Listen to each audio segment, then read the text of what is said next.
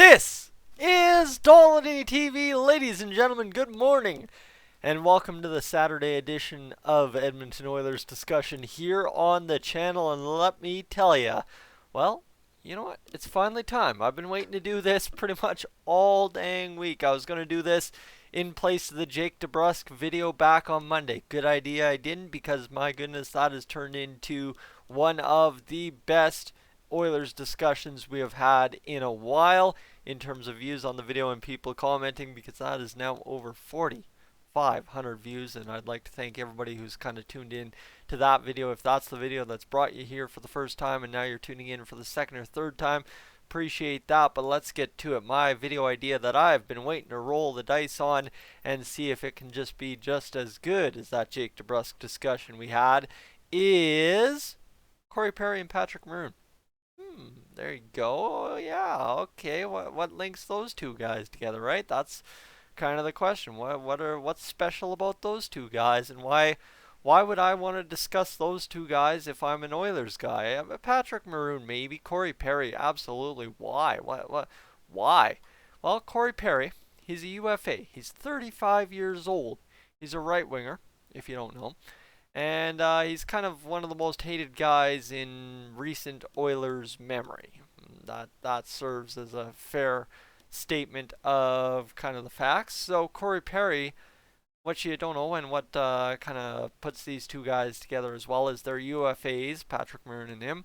And of course, they were in the Cup final together. Patrick Maroon winning the Cup, his second in a row, and Corey Perry losing with the Dallas Stars. Now Corey Perry go all the way to his 2019-2020 contract, in which he had a 3.25 AAV, annual average value. That was with $1.75 million in performances bonuses and $1.5 million cap hit.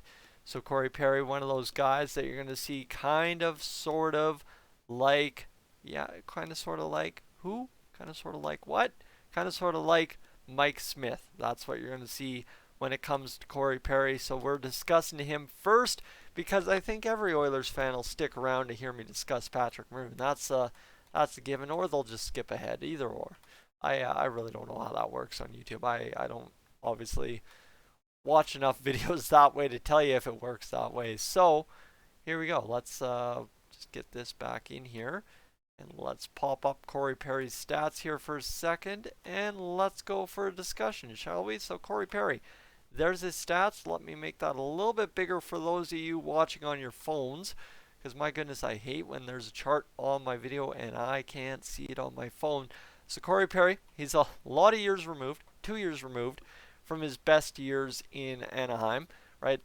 What I mean by best years is he still almost scored 50 points in 71 games back in 17-18, but he's a lot of years removed from those, right? 80-point campaigns, 70-point campaigns. It's been since 13-14 since Corey Perry last had a 70-point campaign. Why am I excited about him? Well, let's just get through the stats here and I'll explain why I'd be excited for him. He hasn't really driven possession for a long while. He really hasn't been all that special in terms of the fancy stats. He's still starting a lot more in the offensive zone, so we're not exactly counting on Corey Perry by the looks of it to be a defensive stalwart, but still, there is value here, and especially, like I said, if you're talking about a $1.5 million contract when it comes to Corey Perry, or even a $1 million contract, or even $870,000, $850,000, whatever $1,000 contract for Corey Perry, who had 21 points in 57 games played with the Dallas Stars and went to the Cup final this year.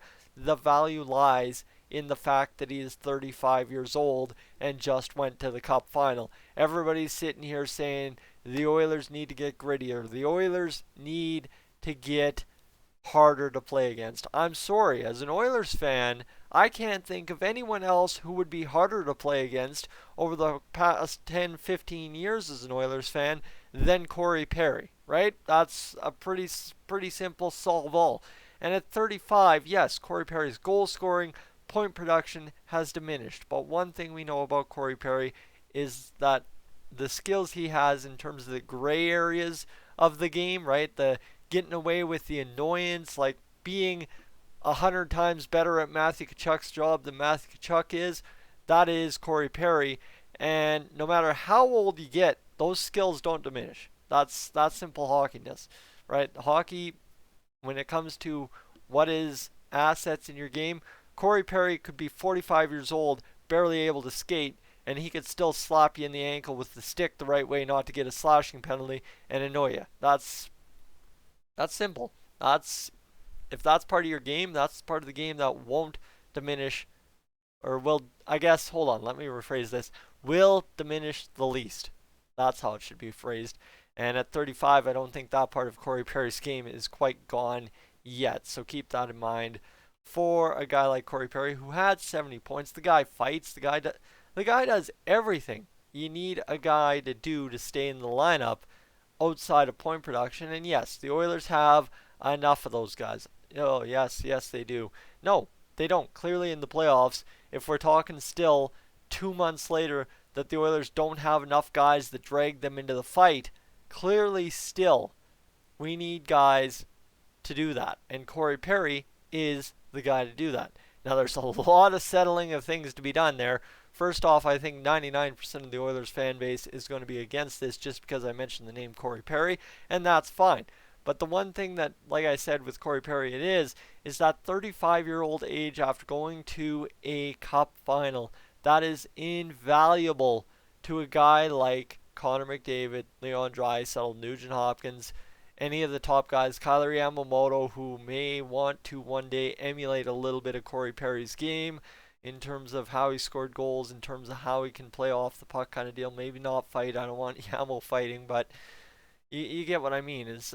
Heck, if Yes is coming back, Yes Puljujärvi could even see value in a guy like Corey Perry. Just that sheer will, that sheer kind of like, okay, here's what you want to see to get to the cup final, and of course after adversity. That's the key, because Corey Perry got bought out by Anaheim and then went to Dallas and went to the cup final on a Dallas team that everyone's still kind of scratching their heads how they got there.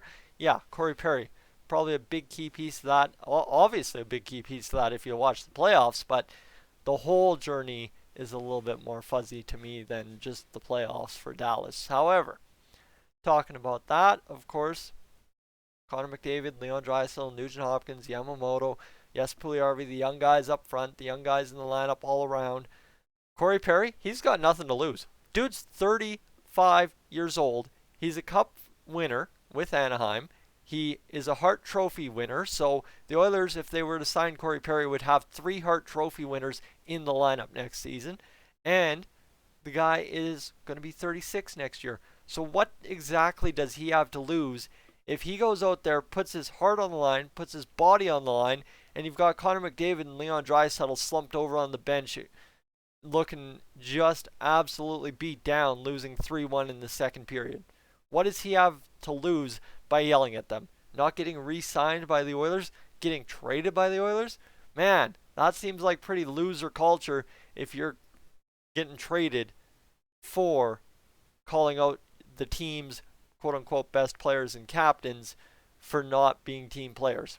That's really it. And I know I'm not saying Connor McDavid and Leon Draisaitl aren't, but when it comes down to it, if they have one of those moments and Corey Perry goes in there and tells them, whoa, stop, shut up, move on, go score some goals like you're good at, and let's go win this game. And then this whole season of Corey Perry then turns into a couple years down the road, Draisaitl, McDavid have won back-to-back cups, and they're thanking Corey Perry. I don't think that gets any better, and that's the kind of moves you have to make. Now, yes, I'm not sitting here talking sign Corey Perry for $4 million.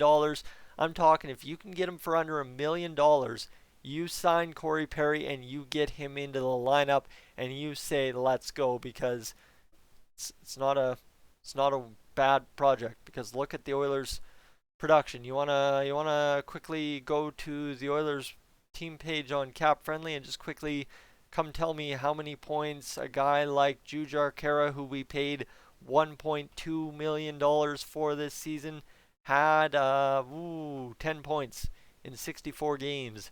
Yeah, you don't see value in a Corey Perry for $900,000 and 20 points?